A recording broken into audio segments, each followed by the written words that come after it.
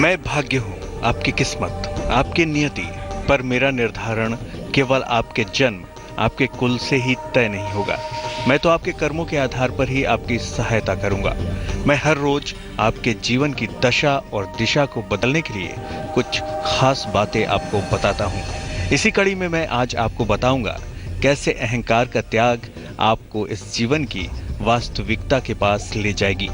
जी हाँ, अहंकार हमारे अंदर का वो दोष है जो हमें सच से दूर कर देता है, पर फिर भी इंसान अहंकार कर बैठता है और फलस्वरूप बहुत कुछ खो देता है। अहंकार चाहे ज्ञान का हो, धन दौलत का हो या फिर बल का हो, वो हमें वास्तविकता से परे कुछ और ही दिखा रहा होता है। पर जब आंखों पर पड़ा पर्दा उठता है तो बहुत देर हो जाती है।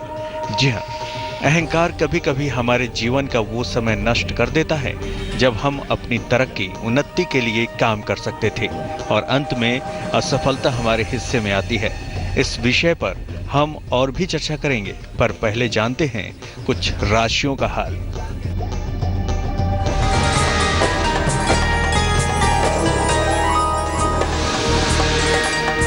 पंडित चंद्र पांडे की सलाह मेष राशि वालों के लिए आंखों की परेशानी हो सकती है, संतान पक्ष की उन्नति होगी, चिंताओं का हल निकलेगा। शुभ रंग सफेद, भाग्य प्रतिशत 75।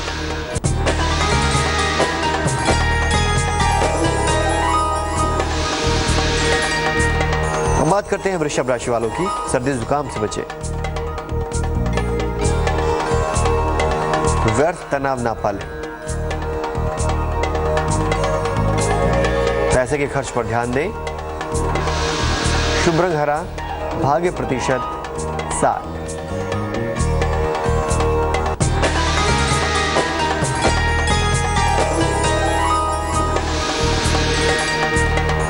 मिथुन राशि वाले, कोई रुका हुआ काम बनेगा, आर्थिक पक्ष मजबूत होगा, व्यर्थ क्रोध ना करें।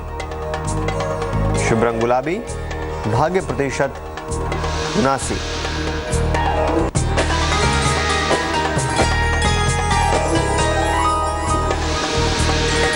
अब बात करते हैं कर्क राशि वालों की। नौकरी में सावधानी बरतें, भावनाओं में ना बहें, कोई भी महत्वपूर्ण निर्णय ना लें।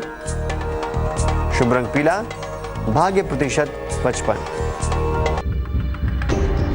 राशियों के हाल से पहले हमने जाना कि अहंकार हमारे आंखों पर उस पर्दे की तरह होता है जो हमें अपनी आंखों के सामने की सच्चाई से भी दूर कर देता है। इस बात को दर्शाएगी हमारी आज की ये कहानी। एक राज्य में एक राजा रहता था जो बहुत घमंडी था।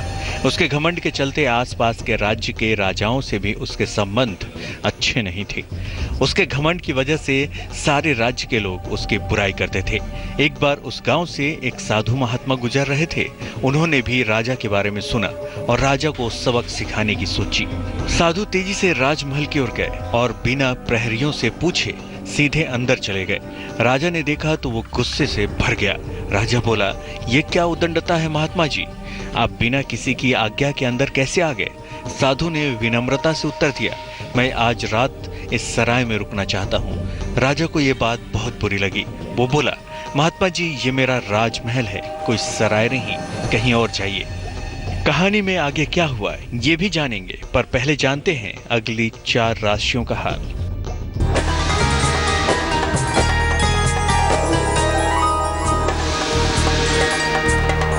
सिंह राशि वालों की बारी आती है। यात्रा पर जा सकते हैं, कोई शुभ सूचना मिल सकती है, बड़ा आर्थिक लाभ होगा। शुभ रंग लाल, भाग्य प्रतिशत 71।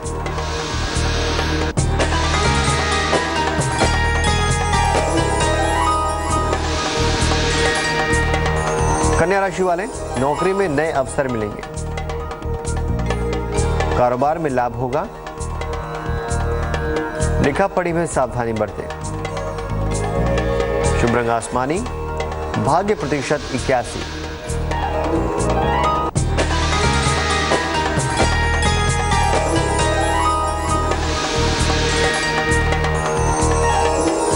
तुला राशि वाले, मानसिक रूप से बेहतरी होगी, रुके हुए काम पूरे होंगे,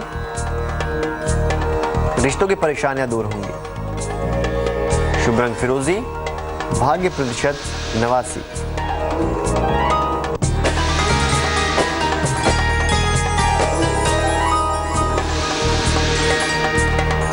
वृश्चिक राशि वालों की बारी आती है। लड़ाई झगड़े से बचें, यात्रा को टाल दें, हनुमान जी की उपासना करें।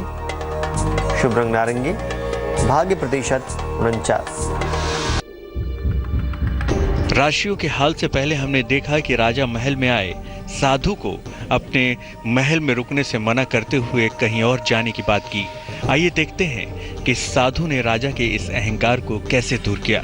साधु ने कहा, हे राजा, तुमसे पहले ये राजमहल किसका था? राजा बोला, मेरे पिताजी का। साधु बोले, तुम्हारे पिताजी से पहले ये किसका था? तो राजा ने जवाब दिया, दादाजी का। साधु ने मुस्कुराकर कहा, हे राजा, जिस तरह लोग सराय में कुछ देर रहने के लिए आते हैं, वैसे ही ये तुम्हारा राजमहल भी है, जो कुछ समय के लिए तुम्हारे दादाजी का था, फिर कुछ समय के लिए तुम्हारे पिताजी का था, अब कुछ समय के लिए तुम्हारा है, कल किसी और का होगा। ये राजमहल जिस पर तुम्हें इतना घमंड है, ये एक सराय ही है, जहाँ एक व्यक्ति कुछ समय के लिए आता है और फिर चला जाता है। साधु की बातों से राजा इतना प्रभावित हुआ कि सारा राजपाट मान सम्मान छोड़कर साधु के चरणों में गिर पड़ा और महात्मा जी से क्षमा मांगी और फिर कभी घमंड न करने की शपथ ली। इस कहानी से हमें क्या सीख मिलती है, इस पर हम जरूर चर्चा करेंगे, पर पहले जानते हैं अंतिम 4 राशियों का हाल।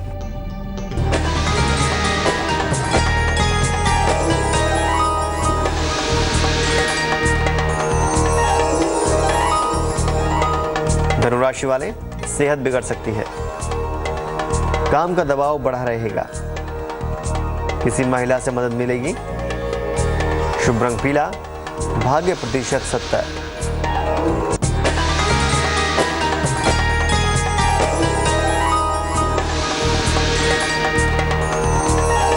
मकर राशि वाले, नई प्रॉपर्टी या गाड़ी खरीदेंगे, संतान की शुभ सूचना मिलेगी, आर्थिक परेशानी दूर होगी। शुभ रंग भूरा, भाग्य प्रतिशत 83।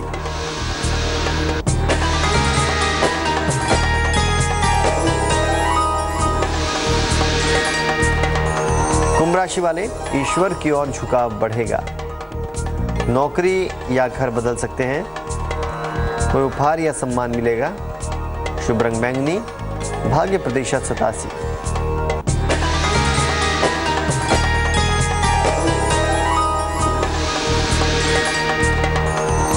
आखिरी राशि मीन राशि, दुर्घटना से सावधान रहें, नया काम शुरू ना करें,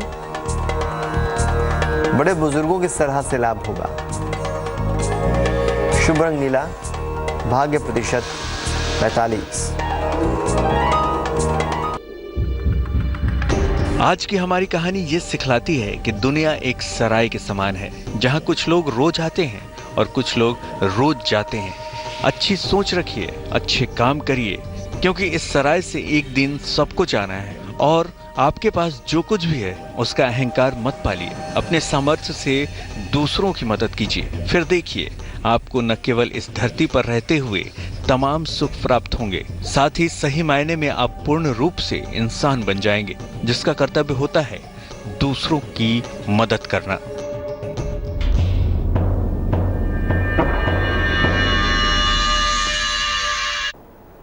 नानी रोज आती है आपको आपकी कई परेशानियों से निजात दिलाने।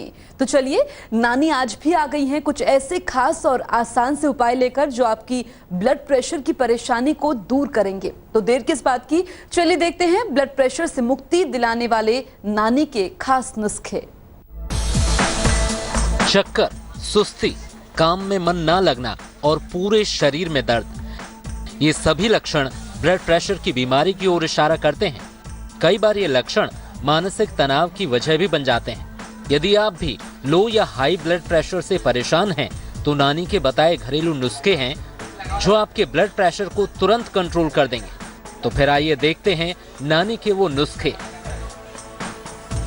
रोजाना सुबह शाम चुकंदर का रस पीना चाहिए, इससे लो ब्लड प्रेशर की समस्या खत्म हो जाती है। बादाम में 15 ग्राम मक्खन और मिश्री के साथ मिलाकर खाने से ब्लड प्रेशर लो नहीं होता। छाछ में नमक, भुना हुआ जीरा और थोड़ी सी भुनी हुई हींग मिलाकर रोजाना पीने से ब्लड प्रेशर लो नहीं होता। टमाटर के रस में थोड़ी सी काली मिर्च और नमक मिलाकर पीने से तुरंत लाभ होता है। गाजर के 200 ग्राम रस में पालक का 50 ग्राम रस मिलाकर पीना भी लो ब्लड प्रेशर के रोगियों के लिए लाभदायक रहता है। आंवले या सेब के मुरब्बे का सेवन लो ब्लड प्रेशर में बहुत उपयोगी होता है। तो देखा आपने कितनी आसानी से आप अपने ब्लड प्रेशर को कंट्रोल कर सकते हैं। नानी ने कहा था कि परेशानियों में जो इंसान खुश रहता है, मानसिक तनाव नहीं लेता है, उसे ब्लड प्रेशर की समस्या होती ही नहीं है।